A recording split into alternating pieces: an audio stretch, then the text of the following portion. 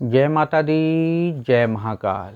मैं राजगुरु जी महाविद्या आश्रम में आप सभी का स्वागत करता हूं। आज हम बात करेंगे माँ कामाख्या प्रत्यक्षीकरण साधना प्रयोग, जिस साधना को रावण ने स्वयं संपन्न करके माँ का दर्शन भी किया था और अपनी समस्त प्रकार की मनोकामनाओं की पूर्ति भी माँ के माध्यम से करता था। इस साधना को संपन्न कर लेने के बाद माँ साधक के सामने स्वयं प्रकट होकर उसको वरदान देती हैं, उसकी इच्छाओं की पूर्ति करती हैं और साधक जब भी माँ का आवाहन करता है, माँ स्वयं उसके समस्त प्रकार के कष्टों को भी हरती हैं, समाज में उसका मान सम्मान बढ़ाती हैं, राजनीतिक सामाजिक स्थिति मजबूत करती हैं, दुश्मन विरोधियों को नष्ट करती हैं। इस साधना के माध्यम से साधक कामदेव के समान हो जाता है। साधक किसी का भी वशीकरण या आकर्षण या सम्मोहन कर सकता है। साधक की इच्छा मात्र मन में ले लेने से ही माँ साधक की समस्त प्रकार की मनोकामनाओं की पूर्ति कर देती हैं। यह साधना अनुभूत साधना प्रयोग है और रावण संहिता की ये साधना, इस साधना को स्वयं रावण ने भी सिद्ध किया था और आज भी बहुत से साधकों ने इस साधना को संपन्न करके माँ कामाख्या का प्रत्यक्ष दर्शन भी किया है और जब चाहें वो माँ का आवाहन करते हैं और माँ आके उनको प्रत्यक्ष रूप में दर्शन भी देती हैं और उनके समस्त प्रकार की मनोकामनाओं की भी पूर्ति करती हैं। उनके जीवन में आने वाली समस्त प्रकार के कष्टों का अंत कर देती हैं। इस साधना बहुत ही सरल है, सुगम है, लेकिन इस साधना को करने के बाद कोई ऐसा कार्य मत करिए जो सामाजिक और धार्मिक या मानवता के रूप में गलत हो। इस साधना संपन्न कर लेने के बाद साधक का समाज में मान सम्मान बढ़ने लगता है, धन के रास्ते खुलने लगते हैं। आप इस साधना को संपन्न कर लेने के बाद किसी भी प्रकार की प्रत्यक्षीकरण साधना को बड़ी तेजी से संपन्न कर लेते हैं, चाहे ये छड़ी हो, योगिनी हो, परी हो, ये शहजाद हो, पीर हो, सभी साधनाएं स्वयं सिद्ध होने लगती हैं। थोड़े से परिश्रम से ही वो साधनाएं संपन्न हो जाती हैं। साधक के अंदर एक काल द्रव्य दृष्टि आ जाती है, वो सामने वाले के बारे में सब कुछ प्रकट होने लगता है कि सामने वाले के मन में क्या विचार चल रहा है, क्या कहना चाहता है, क्या नाम है, कहाँ से आया है। ये सबसे बड़ी बात है, ये साधना बहुत ही सरल है।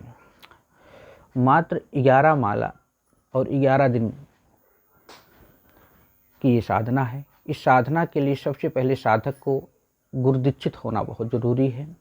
गुरुदीक्षा मिल जाने के बाद, गुरु मंत्र मिल जाने के बाद साधक अपने गुरु से एक माँ कामाख्या यंत्र का निर्माण, गुटका का निर्माण भोजपत्र पे अगर तगर केसर कस्तूरी चंदन अष्टगंध गोरोचन की स्याही से लिखाए और तांत्रोक्त रूप से उसकी प्राण प्रतिष्ठा कराए, मंत्र सिद्ध चैतन्य कराए और संकल्पित कराए अपने नाम से, माता पिता के नाम से, गोत्र से। स्फटिक या हकीक की माला या रुद्राक्ष की माला को प्राण प्रतिष्ठित मंत्र सिद्ध चैतन्य संकल्पित करा के तांत्रोक्त रूप से लाल आसन पे, चौकी पे लाल कपड़ा बिछा के उस पे यंत्र को स्थापित करें, गुटका को गले में धारण करें, लाल आसन पे बैठ के लाल वस्त्र पहन के पूर्व की तरफ मुख करके प्रथम माला गुरु का, द्वितीय माला गणपति का, तृतीय माला भैरव का मंत्र का जाप करके हाथ में जल लेके माँ कामाख्या यंत्र के सामने अपनी समस्त प्रकार की मनोकामनाएं ले, संकल्प ले कि हे माँ, मैं ये, मेरा नाम ये है, मेरे माता पिता का नाम ये है, गोत्र है, मैं इस साधना संपन्न कर रहा हूँ।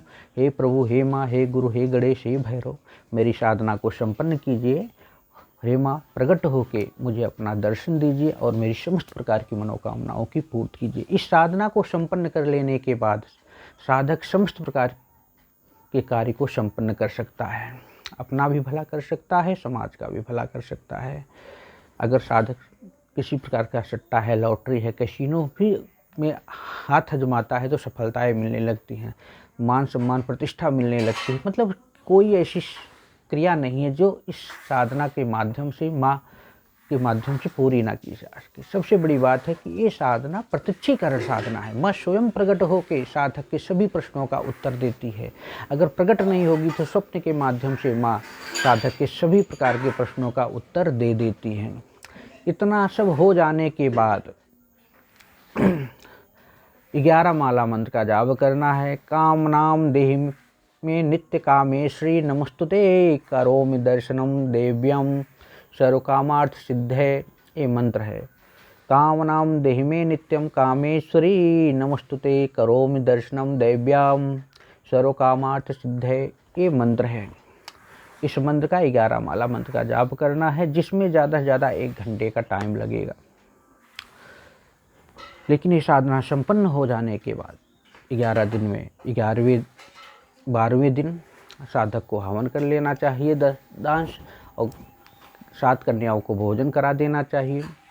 साधना शुरू करने से पहले 1 नारियल ज़रूर रखना चाहिए। नारियल लाल कपड़े में बांध के डेली उस पर टीका धूप दीप अगरबत्ती जो होती वो सभी जानते हैं, इसमें कोई दिक्कत नहीं है। पंचोपचार ढंग से पूजा तो करके लास्ट 12वें दिन उस नारियल को किसी देवी मंदिर पे चढ़ा देना चाहिए। इतना ही करना है। उसके बाद जो गुटका आपके गले में टंगी है और माला जो है उसको धारण करना है।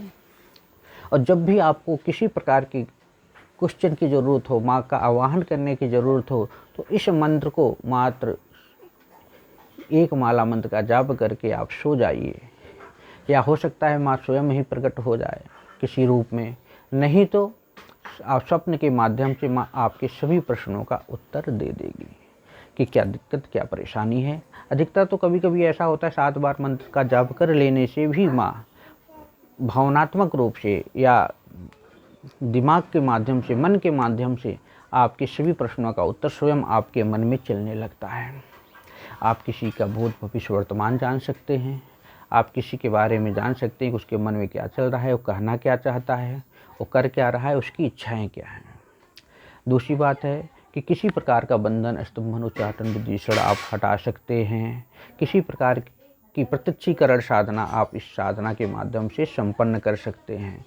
और साधक का शरीर जो है कामदेव जैसा हो जाता है। साधक किसी का भी वशीकरण इस साधना के माध्यम से कर सकता है। तो आप लोग इस साधना को संपन्न करें। याद रखने, मेरी किसी भी साधना में बिना यंत्रमाला की साधना संपन्न नहीं होती। और ना ही मैं कहता हूँ कि आप यंत्रमाला हमसे लीजिए। आप कहीं भी लीजिए, किसी गुरु के माध्यम से साधना कीजिए, लेकिन साधना में बनिए। इसी तरह आप लोग हमारे महाविद्या आश्रम चैनल को लाइक कीजिए, शेयर कीजिए, सब्सक्राइब कीजिए। जय माता दी, जय महाकाल।